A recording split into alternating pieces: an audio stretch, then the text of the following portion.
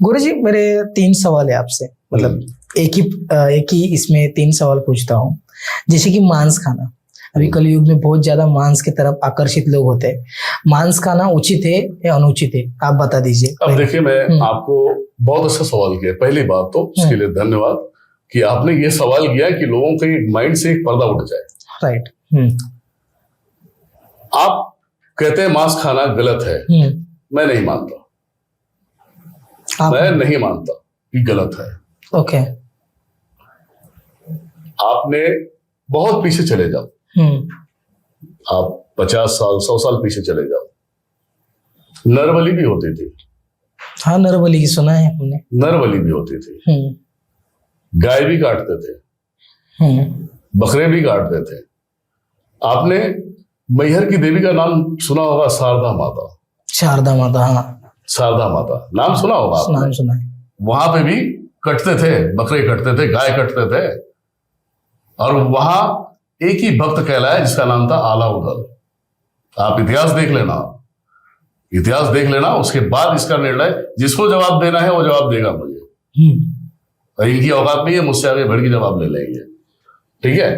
आलाउदल ने जब शारदा माता का आवाहन किया था, जब शारदा माता आने में विलंब कर दिया,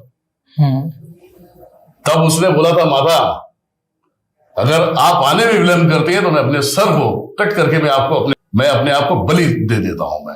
और उसने गर्दन पकड़ा और काट दिया अपने मुंडी को, धड़ गिर गया शरीर से, मुंडी अलग हो गई। शारदा माता को आना पड़ा, मुंडी उठा के उसे लगाना पड़ा।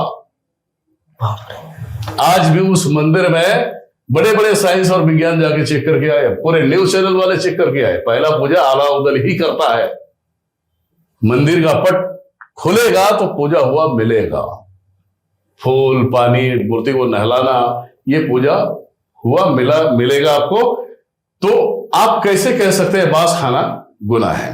अब मैं बता रहा हूं, प्राणी जब तक जान है ना, जब तक तो गुनाह है। आपने उसे कट कर दिया, प्राण निकल गया, हो गया सात्विक, हो गया सात्विक।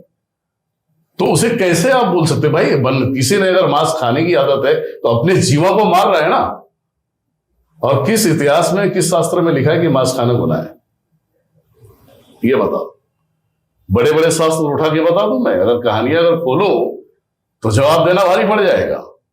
आपको एक बात याद होगा कि जब श्री कृष्ण कहते हैं महादेव को कि हे महादेव, मेरा शिष्य अर्जुन, मैं चाहता हूं कि आप इस संरक्षण में रह कि वो धनुधारी विद्याएं सीखे और आप उसे गाइड करें। महादेव कहते हैं कि मेरी परीक्षाएं बहुत बड़ी है, अगर उन परीक्षाओं से गुजर सकता है तो मैं उसे बना सकता हूं। तो आपको एक बात याद होगा कि अर्जुन गया था जंगल में शिकार करने, महादेव शिकारी के रूप में आए, दोनों जन की बाण एक साथ में चलती है। अर्जुन जब शिकार की तरफ जाता है तो महादेव जाते हैं और वो शिकारी के रूप में होते हैं। वो बोलते हैं कि पहला बाण मेरा लगा है, अर्जुन बोलता है मेरा लगा है।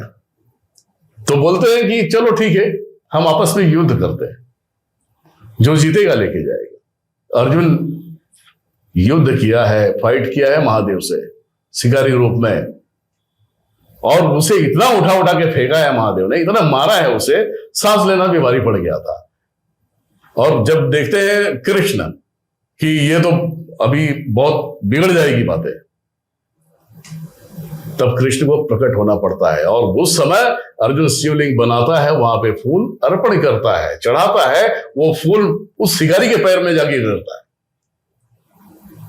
तो आप यहां से आप ध्यान दे सकते हैं और दिमाग लगा सकते हैं कि जब महादेव कहते हैं जा अर्जुन लेके जा, तो वो शिकार लेके गया था ना, तो बनाया होगा, खाया होगा, फिर भी तो कृष्ण थे ना उनके साथ में, कि नहीं थे? युद्ध तो पूरा, युद्ध के अंदर पूरा साथ दिया। तो आप ऐसे कैसे कह सकते हो मांस खाना गुनाह है? मदिरा के विषय में बोलते हैं, देवता क्या लेते हैं? सोमरस क्या है ये? वो भी तो मदिरा ही है ना।